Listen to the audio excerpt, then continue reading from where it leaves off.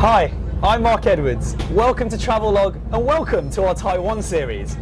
I finally managed to rip myself away from the wonderful grasp that Taipei had on me. And in this episode, we're going to try and bring it down just a little bit. As you know, some of the major cities can sometimes be a little bit too hectic, a little bit too many people. So we are going to jump to the exact opposite end of the scale. I've hopped onto the old Pingxi railway line and to one of the older trains that takes in a lot of the smaller villages around Taipei and beyond. So hopefully we're going to get to be a lot more relaxed and a lot more laid back. So get comfortable. In Taiwan, it's possible to cover the whole island by train, which is a fantastic way of getting to see the natural scenery. This is one of the oldest and most famous railways in Taiwan. We start our journey from Jintung, where the station was built in 1930 entirely of wood. The Pingxi Railway, originally built to carry coal to Keelung, is a highly scenic 12-kilometer ride. Its narrow-gauge tracks ferry nostalgic tourists and escapist city folk looking for some peace and tranquility.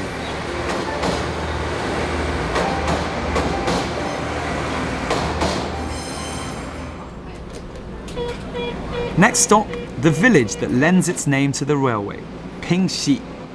A mass migration of the younger generations to the cities has left villages like Pingxi populated by the very young and the not quite so young, which means the pace of life is unhurried.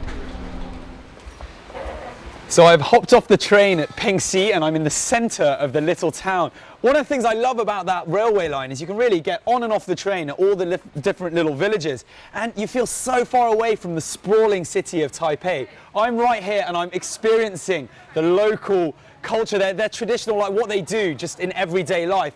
And it's so quiet, there's very, very few people. It's just two main roads, this one here and this one there, and I'm gonna go there and have a look. With its semi-deserted streets, Pingxi is refreshingly quiet. It's not difficult to find your bearings here, since there are just those two main streets. The lifestyle is traditional, and the shops reflect this. Pingxi is the only township in Taiwan not to have a single major supermarket. Hence the presence of such a variety of local shops.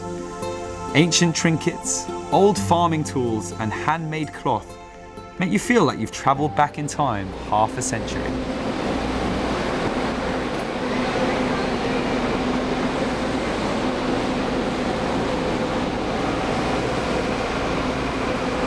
The reason the train is so packed now is that the next stop is without a doubt one of the more popular ones on the line. It's the village of Shiffman, which is famous for something quite special. But more of that in due course.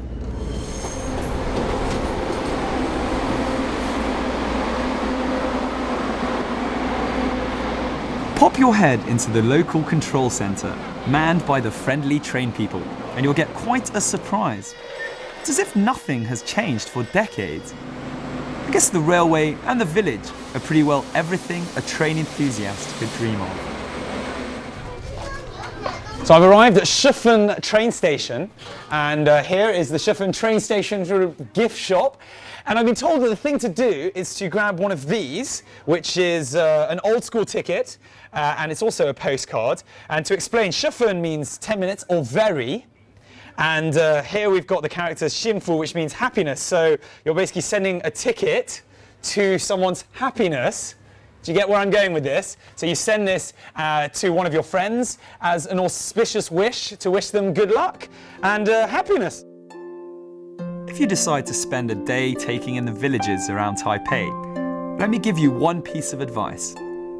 Throw away your itineraries, timetables, and anything else designed to keep you to a schedule. Just take it easy, send off a postcard or two, or just buy a few souvenirs.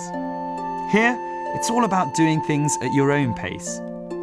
The villages are small, tiny in some cases, but that just adds to the charm.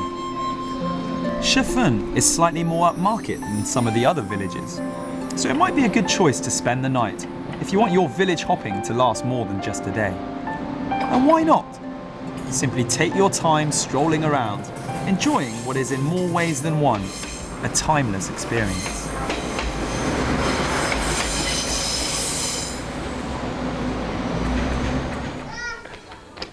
So I'm in the middle of the railway tracks at Shiffman train station, and the tracks came first, and then the town was built around. So to the locals, it's very much part of their life, where it brings customers to the shops that are on both sides. It's not the safest thing, if I'm going to be honest, but you know, everyone, each to their own. Whether there are tourists around or not, life in Shiffman continues to follow its very languid course. That said, it's probably a good idea to avoid the weekends, because the crowds may spoil your enjoyment of the calm and tranquility. Don't worry though, there are plenty of modern hostels, cafes and restaurants here. And so, onto Shiffman's chief attraction, lanterns. Whether you're here during the festival in late January or February or not, you'll find that this place lives and breathes lanterns. The entrance of the cafe I'm chilling out in is shaped like a lantern, as are the carriage doors on the train that brings you here, and even the windows. In fact, everywhere you go in Shiffman, you'll see reminders of its most important product. There may be commercial benefits, but above all, it's a tradition. As the owner of this quaint little shop explains to me, he's been making lanterns since he was a boy. To him, making and then flying the lanterns is the way people here send good wishes to the world. 天灯是我们以前小时候就在玩的，在我们那时候小朋友把它当成是玩具啦。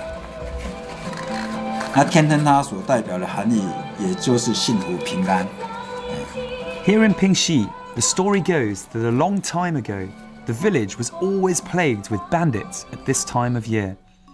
So the villagers would retreat to the valleys, leaving only the strongest menfolk behind. They would release lanterns into the air when the coast was clear. And that's how releasing lanterns has come to symbolize a wish for security and peace. These days in Pingxi, it's not just the strong men who release the lanterns. Everyone has a go. You get the most fun by doing it as a couple or as a team. Put those good wishes down, or get those secrets off your chest, and then stand back and wait for them to come true. Or at the very least, watch them float away in the air and wonder who may end up reading them.